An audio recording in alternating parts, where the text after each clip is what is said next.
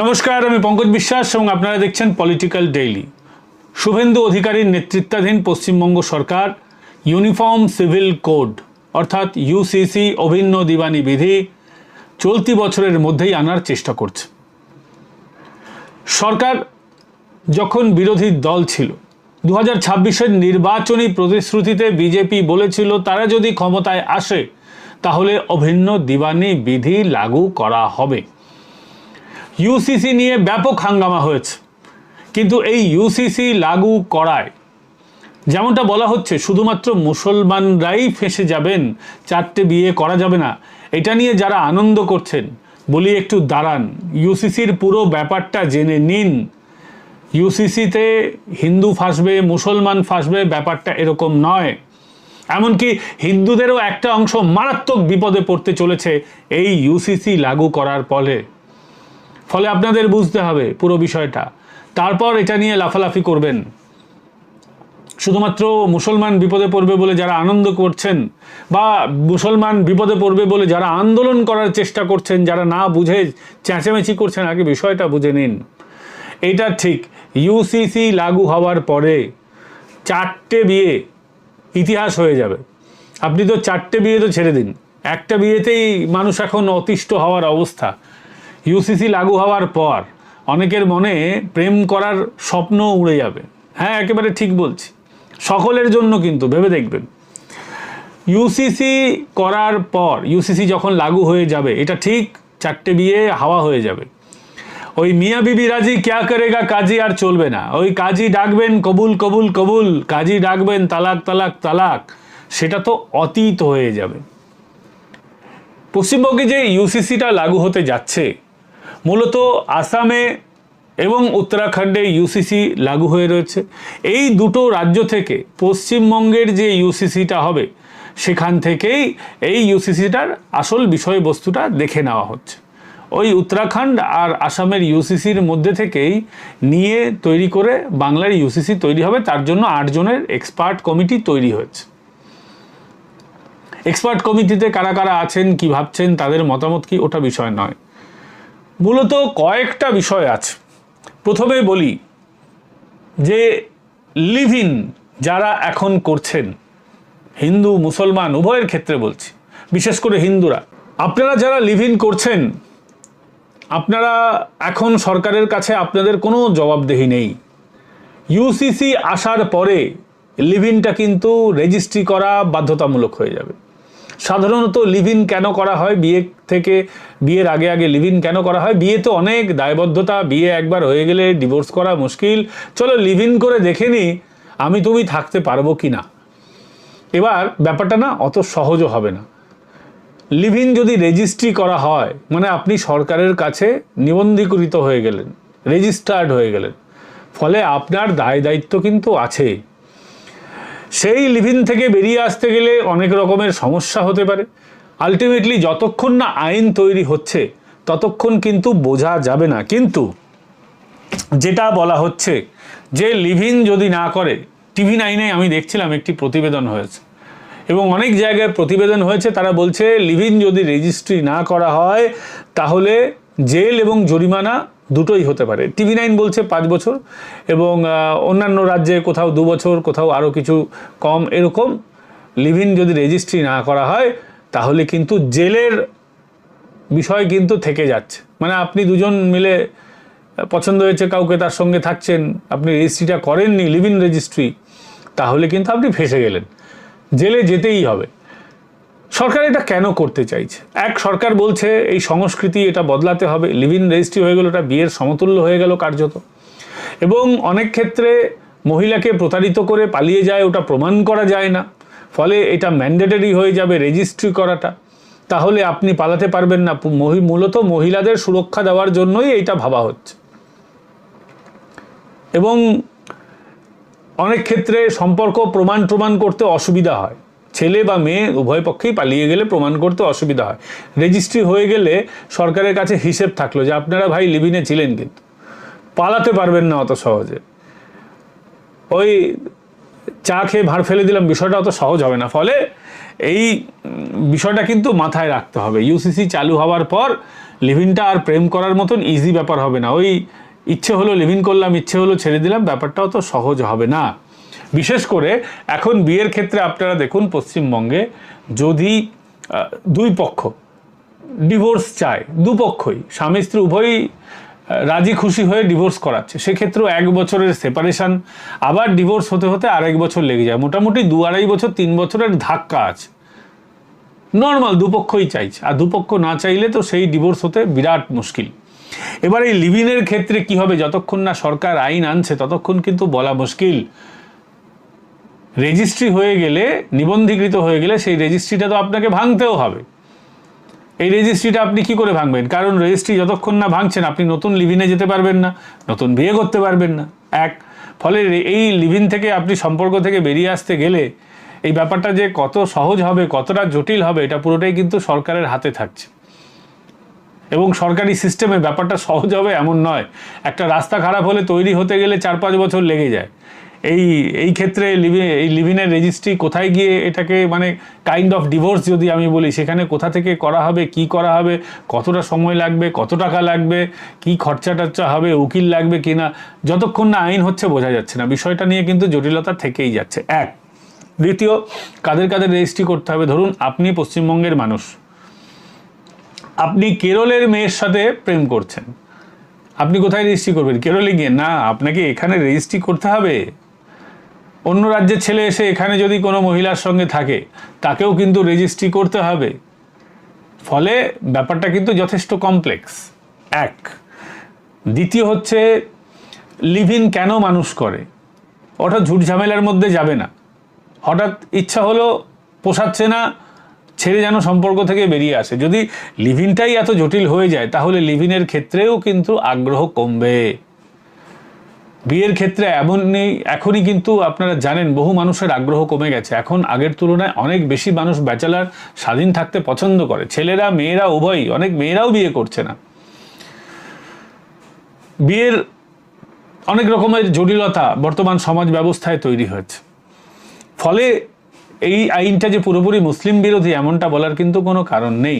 সরকার বিভিন্ন ভাবধারা থেকে, বিভিন্ন ভাবনা থেকে বিভিন্ন জিনিস এই লিভিনের মধ্যে আনতে যাচ্ছে। দ্বিতীয় হচ্ছে যে মুসলমান মেয়েদের কিন্তু এই আইনের ফলে ব্যাপক উপকার হবে। কিভাবে উপকার হবে? বর্তমানে শরিয়ত আইন অনুযায়ী স্বামী মারা গেলে বা একজন পুরুষ মানুষ মারা গেলে মহিলাদের জন্য, সমাজে, পরিবারের সকলের জন্য সমান ইনহেরিটেন্স, মানে যে মানুষটা মারা গেলেন তার সম্পত্তি সমানভাবে কিন্তু ভাগ হয় না। ছেলেদের মধ্যে বেশি ভাগ হয়, একটা ভাগ মহিলারা পান, মেয়েরা, যিনি মারা গেলেন তার মেয়েরা তুলনামূলক কম ভাগ পান। এরকম বিষয় আশয় আছে। এটা পুরোপুরি শরীয়ত আইন অনুযায়ী হয় বর্তমানে।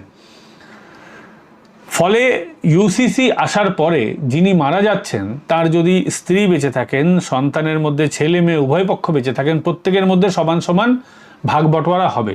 ফলে মহিলাদের সঙ্গে কিন্তু ন্যায় হবে ইউসিসি আসার ফলে। কিন্তু যদি কেউ মনে করেন এতে শরীয়ত ক্ষতিগ্রস্ত হচ্ছে, করতেই পারেন, অসুবিধার কিছু নেই। যাদের শরীয়ত পছন্দ, যেখানে শরীয়ত আছে ওখানে চলে যেতেই পারেন। কারণ দেশটাকে ভেঙে টুকরো টুকরো করে তারা নিয়েছেন, দুভাগ তারা আলাদা ভারত থেকে করে নিয়েছেন। তারা দেশ চেয়েছিলেন আলাদা দেশ, তারপরে যাননি, এখানে থেকে গেছেন। অন্যায় করেছেন, যাদের বাপ ঠাকুর দ্বারা করেছেন তারাও অন্যায় করেছেন। ফলে এ তো আলাদা বিষয়। কিন্তু আরেকটা বিষয় হচ্ছে যে ইসলামে কিন্তু দত্তকের শরীয়ত অনুযায়ী দত্তক হয় না। স্বয়ং হজরত মোহাম্মদ এই দত্তক প্রথার পক্ষে ছিলেন না বলেই জানা যায়। এবার ইসলামে এই ইউসিসি চালু হয়ে যাওয়ার পর মুসলিম সমাজের কেউ যদি দত্তক নিতে চায় আইনত তারা দত্তক নিতে পারবে, কোনো সমস্যা থাকবে না। এবং আরেকটা বিষয় আপনাদেরকে বলে দিই, বিশেষ করে এই লিভিনের ক্ষেত্রে বলে দিই, কোনো পুরুষ মানুষ যদি লিভিনে মানে বিবাহিত পুরুষ মানুষ অন্য মহিলার সঙ্গে যদি এক্সট্রা ম্যারিটাল অ্যাফেয়ার্সে লিভিন করতে যান তাহলে কিন্তু জেল জরিমানার ব্যবস্থা কিন্তু থাকছে। এখন যেমন ডিওয়াই চন্দ্রচূড়ের রায়ের ফলে এখন যেমন মনে করুন যে একজন বিবাহিত পুরুষ মানুষ যদি কারো সাথে লিভিন করে ওটা কিন্তু এখন বেআইনি বলে ঘোষিত নয়। কেউ কারো সাথে লিভিন করতে পারে বর্তমান আইনের মধ্যে থেকে। কিন্তু ইউসিসি আসার পর একজন বিবাহিত পুরুষ বা বিবাহিত মহিলা কারোর সাথে লিভ ইন করতে পারবেন না। লিভ ইন করাটা, বিবাহিতদের ক্ষেত্রে লিভ ইন করাটা কিন্তু বেআইনি হয়ে যাচ্ছে। এবং এরকমই অনেক বিষয়বস্তু আছে, মূলত ইনহেরিটেন্সের বিষয় আছে, যে একজন মারা গেলে তার সন্তান সন্ততিরা কতটা ভাগ পাবেন, সমস্ত ক্ষেত্রে ন্যায় ব্যবস্থা আসবে। এবং লিভিনের ক্ষেত্রে নতুন করে জটিলতা তৈরি হতে চলেছে। আপনারা এটাকে জটিলতা মনে নাই করতে পারেন, কিন্তু একটা জটিলতা কিন্তু তৈরি হবে। দ্বিতীয় হচ্ছে, এই ইউসিসি আসার পর অনেক বিষয়গুলো সিম্পলিফাইড কিন্তু হয়ে যাবে। অনেকে মনে করছেন বিষয়টা জটিল, তেমন কিন্তু নয়। সরকার কিন্তু খুব ভালো ভাবনা চিন্তা থেকেই এই আইন আনতে চলেছে। এবং ইউসিসির কি দরকার আছে, আমি দেখছি অনেকেই বলছে যে ইউসিসি ফুসিসি করে কি হবে, কি দরকার ছিল এসব আনার। আমি আপনাকে স্পষ্টভাবে বলে দিই যে ভারতের কনস্টিটিউশন, সংবিধান, ইন্ডিয়ান কনস্টিটিউশন বলছে আর্টিকেল 44 অনুযায়ী যে government should introduce uniformed civil code. অর্থাৎ ভারতীয় সংবিধানের আর্টিকেল 44 নম্বর বলছে যে সকলের জন্য সমান দেওয়ানি বিধি আনা উচিত। কিন্তু কংগ্রেস সরকার এটা করেনি। কংগ্রেস সরকার 14-15 রকমের তো ম্যারেজ কোড বিলই করে রেখেছে। 14-15 রকমের ম্যারেজ কোড বিল আছে। পার্সিরা একরকম ম্যারেজ করবে, মুসলমানদের একরকম আছে, খ্রিস্টানদের আছে, ইহুদিদের আছে, নানান রকম এই সমস্ত বিষয় আছে। তো সরকার এত রকম জটিলতার মধ্যে যাবে কেন? আলাদা ধর্মের আলাদা কোড বিল হবে কেন? ভারত হচ্ছে একটা সেকুলার কান্ট্রি। যদি সেকুলার কান্ট্রি হয় তাহলে ধর্ম বর্ণ নির্বিশেষে একই রকমের বিচার ব্যবস্থা, আইন ব্যবস্থা, সিভিল কোড, দেওয়ানি ব্যবস্থা থাকা উচিত। সরকার এতদিন পরে সেটাই করতে যাচ্ছে যেটা কংগ্রেস সরকার করতে পারেনি। এখন বিজেপি সরকার আছে, এটা নিয়ে অত চুলবুল হুলচুল ঝামেলা কিছুই হচ্ছে না। কিন্তু দেখুন, আমি তো একজন সাংবাদিক, আমার কাজ হচ্ছে খবর বের করে নিয়ে আসা, কিন্তু টেকনিক্যাল ব্যাপারগুলো আমার তুলনায় অনেক ভালো কিন্তু জানেন যে কোনো আইনজীবী। এ বিষয়ে আমি কথা বলেছি হাইকোর্টের আইনজীবী সোমনাথ সাহার সঙ্গে। সরাসরি তিনি কি বলছেন শুনুন।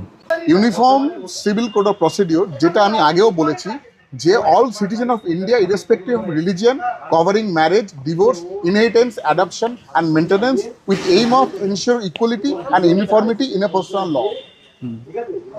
কোনো রকম কোনো কিছু এখানে ধর্মের ভেদাভেদ নেই। ডিভোর্সের কোনো রকম কোনো রেসপেক্ট অফ রিলিজিয়ান নিয়ে কোনো রকম কোনো কচকচারি নেই। যা ইন্ডিয়ায় কাশ্মীরে ফলো হবে সেটা কলকাতাতেও ফলো হবে, যা ফলো হবে কন্যাকুমারীতে সেটা ফলো হবে গঙ্গাসাগর।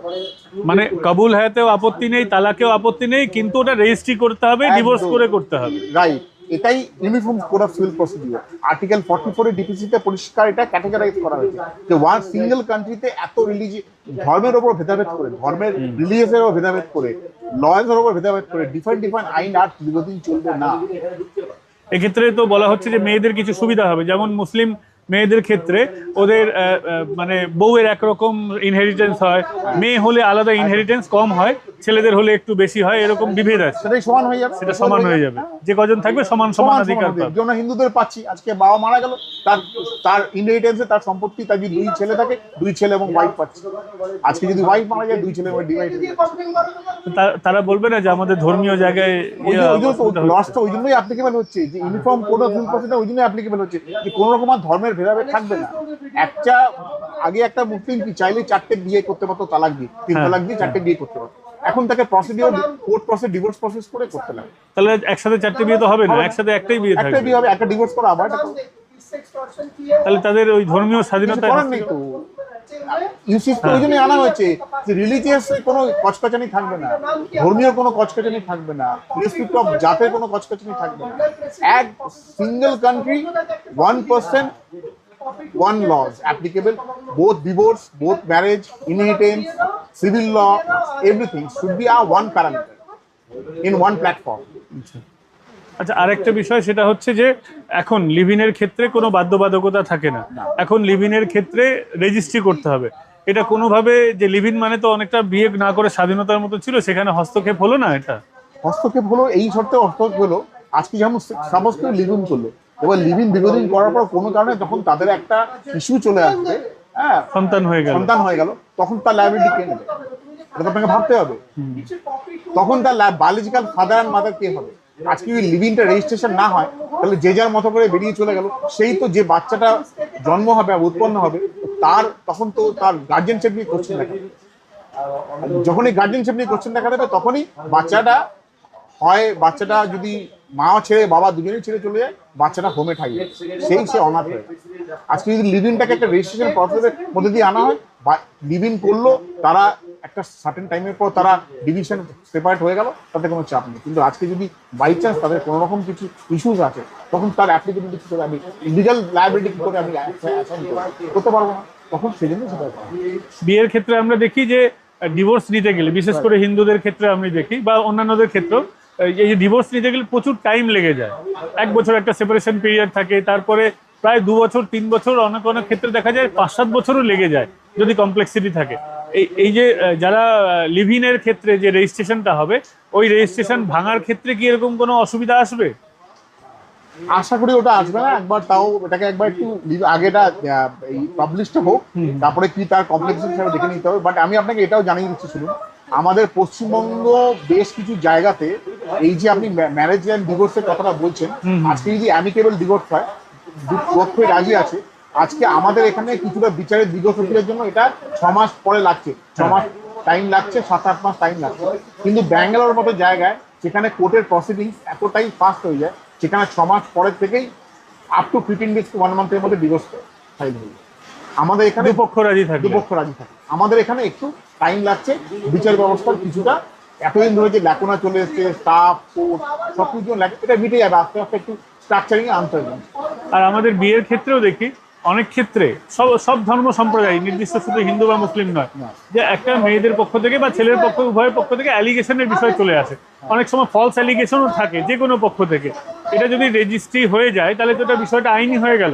সেক্ষেত্রে তো ফলস অ্যালিগেশন তো এতেও আসতে পারে। ফলস অ্যালিগেশন তো 498টা বহু 498 আপনারা দেখেছেন যে বহু ছেলেকে হ্যারাসমেন্ট করা হয়েছে, এখন ছেলেদের কাছে তো 498 বিকল্প কিছু নেই যে তারা সেটাকে রেজিস্ট করবে।